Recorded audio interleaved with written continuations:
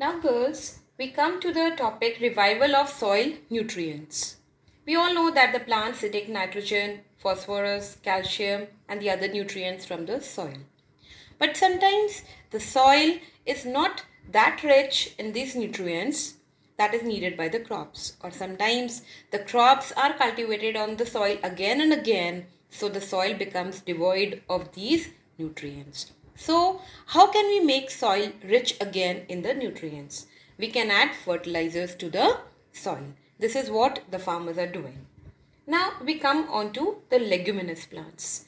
Example of leguminous plants are peas, beans, pulses, etc. What are leguminous plants? Leguminous plants are the plants which have legumes in them, which are called the nodules, and these legumes, they contain a bacteria called rhizobium.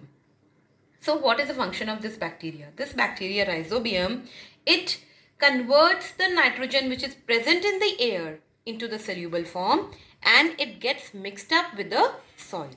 And from the soil, now these plants can take the nitrogen through the roots. Plants cannot take nitrogen directly from the air. Air has enough of nitrogen, but that nitrogen has to be converted into a soluble form that gets mixed up with the soil, and that is done by this bacteria rhizobium, which is present in the leguminous plants. So example of leguminous plants are peas, beans, pulses, etc. Now with this we come to an end of this chapter, chapter number 1. I will give you the photographs of the exercises.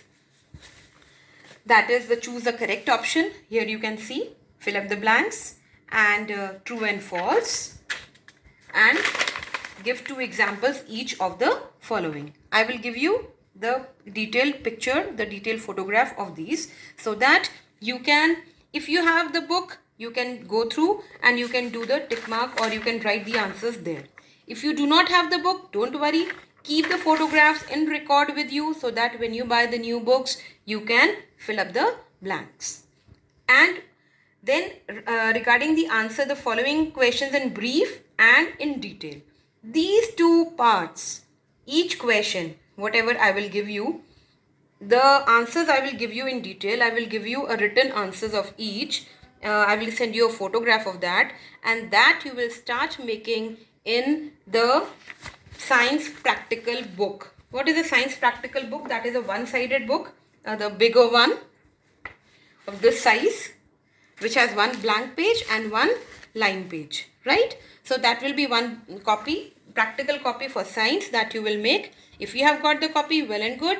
Otherwise, you will do it on the loose paper, and then you will stick it in the new copy when you will buy it. So question answers, I will start giving you the written one only, and you will start your work.